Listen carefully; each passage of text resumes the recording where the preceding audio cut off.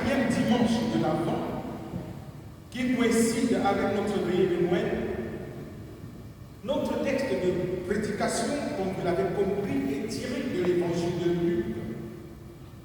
Il nous fait revivre la visite de l'ange Gabriel à Marie. Cette péricope est précédée par celle qui nous parle de l'échange entre l'ange et Zacharie et qui annonce la naissance dans le foyer de ce dernier d'un enfant alors que sa femme Élisabeth et lui ne pouvaient plus en avoir. Cet enfant, Jean-Baptiste, est présenté comme le précurseur de Jésus. En effet, il s'agit de l'annonce de la naissance de Jésus. L'ange Gabriel est envoyé à Nazareth en Galilée à une jeune fille fiancée à Joseph de la maison de David. Il la salue comme celle qui a trouvé grâce devant Dieu, ce qui trouble Marie. L'ange lui annonce qu'elle donnera naissance à un fils qui s'appellera Jésus et sera fils du Très-Haut et régnera éternellement. Marie reçoit cette promesse avec foi, mais reste tout de même étonnée et ne comprend pas comment c'est possible. Parce qu'elle ne connaît pas l'homme. L'ange lui annonce que ce miracle s'accomplira par la puissance du Saint-Esprit. Et que pour cela, l'enfant qui naîtra sera appelé Fils de Dieu. Afin d'affermir sa foi, il lui apprend que sa parente Élisabeth est dans le 6e mois de sa grossesse. Alors, Marie se soumet avec humilité et simplicité à la volonté du Seigneur. Ce récit que nous venons de résumer nous révèle plusieurs choses. La première est une simple remarque. Je suis assez frappé par les détails qui se trouvent au début de notre texte. Le lecteur est informé que Élisabeth est à son 6e mois de grossesse. L'ange qui est envoyé est nommé, c'est Gabriel. Celui qui l'envoie est mentionné, c'est Dieu. Le lieu où il est envoyé est donné, c'est Nazareth en Galilée. La personne qui va recevoir la visite de l'ange est désignée, c'est la Vierge nommée Marie et fiancée à Joseph de la maison de David. Tous ces détails, sœurs et frères, montrent que rien ne se fait au hasard. Le projet de Dieu est en cours de réalisation. La deuxième chose qu'on peut relever concerne la filiation humaine de notre Seigneur. Il est descendant de David, aussi bien à travers Joseph, son père adoptif, qu'à travers Marie. Il y a eu de nombreuses discussions à ce sujet. Toujours est-il que, quelle que soit la lignée, on remonte à David. Par Joseph, on remonte à Salomon, et par Marie, on remonte à Nathan, un des fils de David. Troisième chose, les autres choses ressortent directement de l'entretien que Marie a avec l'ange. L'ange annonce à Marie que grâce lui a été faite. Cette façon d'entrer en matière jette le trouble dans le cœur de la jeune fille qui ne comprend pas ce que c'est que cette sacralisation. Pour la rassurer, l'ange lui dit de ne pas craindre, parce qu'elle a trouvé grâce devant Dieu. Il faut donc entendre par là que ce n'est ni par la force de Marie,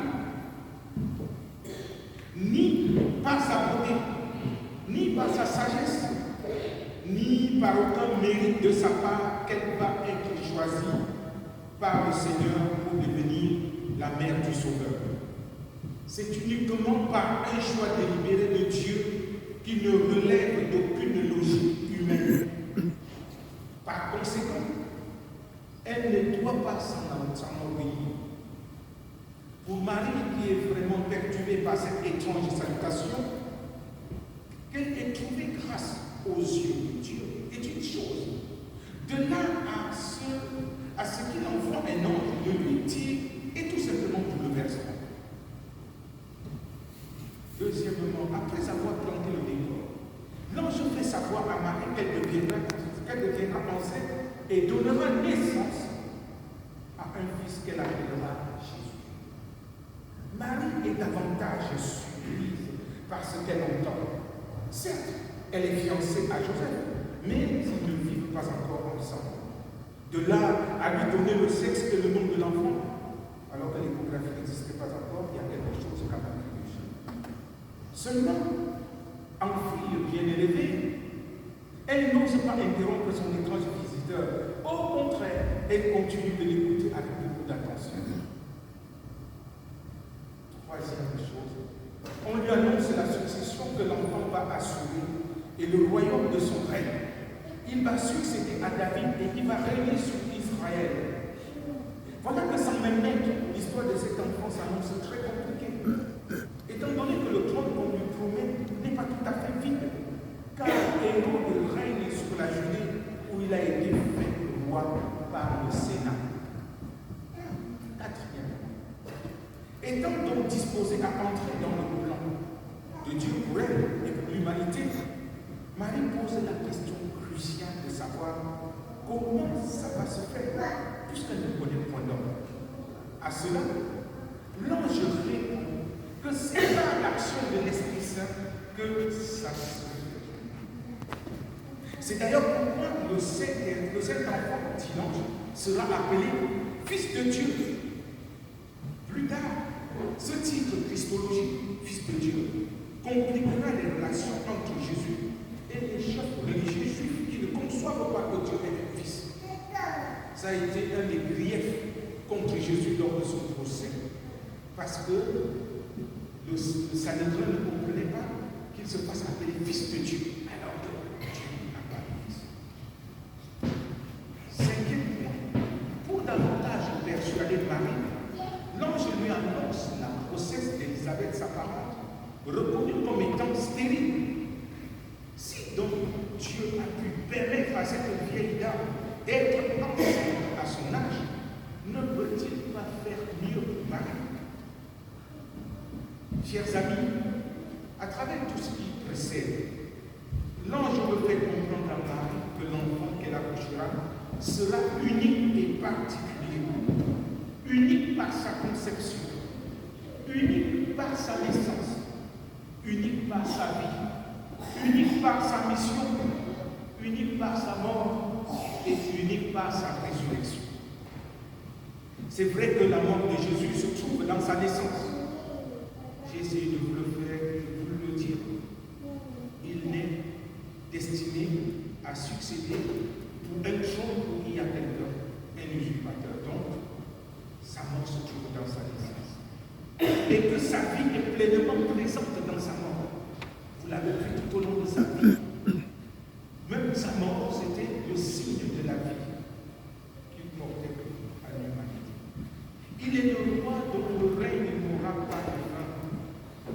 Comme nous pouvons le lire dans le premier livre de Samuel, au chapitre 7, le verset 16. Ta maison et ton règne seront pour toujours assurés. Ton trône sera pour toujours affermi. Face aux dirigeants qui ne se préoccupent pas du peuple souffrant, Dieu promet la venue d'un roi d'un autre genre.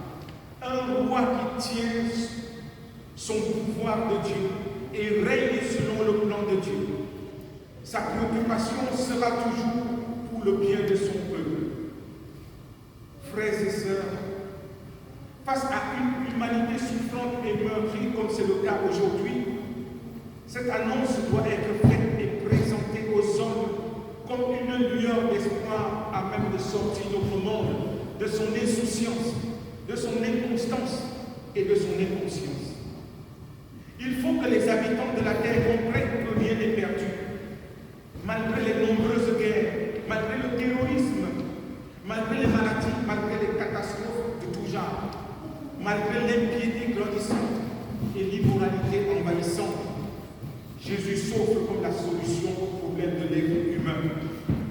Il nous revient à nous de l'accepter et de le recevoir dans nos vies comme notre sauveur. Notre société, elle aussi, a tout intérêt à laisser ce Jésus orienter ses choix. Je le disais déjà dans une des prédications dans ce temps. Notre monde va mal, tout simplement parce qu'on n'a pas compris que la paix ne peut s'obtenir dans Jésus-Christ qui est le prince de la paix. Notre monde va mal parce que nous voulons résoudre nos problèmes avec notre propre intelligence. Nous croyons que nos algorithmes et tout ce que nous fabriquons peut tout résoudre, peut être solution à tout. Nous avons établi une nouvelle idole qui est nous-mêmes. Nous sommes devenus Dieu pour nous-mêmes. Nous nous battons pour établir l'éternité en nous-mêmes. C'est pour cela que parfois nous nous retrouvons avec des concepts comme il faut inventer une fusée qui ira dans l'espace. Lorsqu'il y aura la catastrophe sur la terre, nous on pourrait s'y réfugier. Les gens imaginent autant de choses.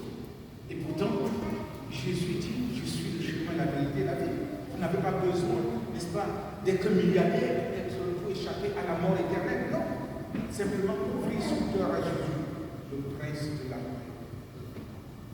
Oui, frères et sœurs, si Jésus règne sur notre maison à nous, c'est-à-dire sur notre vie, il régnera sur notre peuple et transformera les structures d'injustice en instruments de justice, les structures d'oppression en structures d'harmonie sociale. Quand quelqu'un s'engage à aller mettre une bombe quelque part pour détruire les villes ou avec une kalachnikov pour tuer les gens, c'est tout simplement parce qu'il n'a pas compris ce que c'est que l'amour de Dieu. Il n'a rien compris à l'amour de Dieu. Quand autant, surtout quand on le fait au nom de Dieu. Mais de quel Dieu? J'ai l'habitude de dire, mais je n'ai même pas l'habitude. Regardez comment on se moque de Jésus. Comment on insulte les chrétiens à longueur de journée. Mais je dis Dieu, c'est toi qui vas te défendre. Mais si je me mets à défendre Dieu, c'est que c'est une idole. Tout ce qu'on défend de cette manière-là, c'est une chose qui ne peut pas se défendre de soi-même. Mon Dieu, parce qu'il est créateur, il saura se défendre. Je n'ai pas besoin d'aller, n'est-ce pas, mettre des bombes auprès des gens pour leur dire ou vous vous convertissez au christianisme ou je vous tue. Ça n'a pas de sens. Dieu cherche à toucher le cœur des hommes et des femmes. Alors vous comprenez avec moi que si notre monde vit toutes ces bêtises, c'est parce que le prince de la paix est complètement dehors. De même, si nous invitons Jésus à régner sur notre paroisse, il accomplira les plans qu'il a conçus pour elle, car bien est bien impossible. Ou mieux, il rend possible ce qui est humainement impossible. Nous l'avons vu avec Marie, nous l'avons vu avec Élisabeth. Et pour revenir justement à Marie, c'est Dieu lui-même qui a pris l'initiative d'aller vers elle. Pour dire les choses autrement, c'est Dieu qui lui a tendu la main pour solliciter sa collaboration à l'accomplissement de son plan de salut pour l'humanité. Marie, après avoir posé des questions, surtout légitimes, accepte de s'engager sur le chemin que le Seigneur lui propose. En dehors de l'échange qu'elle a eu avec l'ange, elle ne sait pas l'issue de l'aventure qu'elle va vivre avec Dieu. Mais cela ne la refroidit pas pour autant. La foi qu'elle a en ce Dieu de fidélité la porte. Frères et sœurs, c'est ce à quoi nous sommes tous invités aujourd'hui. Accepter de faire route avec ce Jésus qui vient nous conduire au Père. Faisons-lui confiance. Il ne saura nous tromper ni nous décevoir. Marie n'a pas demandé qu'on lui décide tout ce qui va venir pour qu'elle s'engage sur ce chemin. Elle a fait confiance à Dieu. Aujourd'hui, avec notre société savante, on veut tout savoir, tout planifier, être sûr de tout avant de s'engager sur quoi que ce soit. C'est pour cela que beaucoup de gens disent que la foi chrétienne ou la religion chrétienne ou le fait de croire en Dieu, c'est n'importe quoi. Vous croyez en Dieu qui n'existe pas. Et pourtant, nous parlons avec une bouche. Mais vous m'entendez? Est-ce que vous voyez la parole que vous adresse?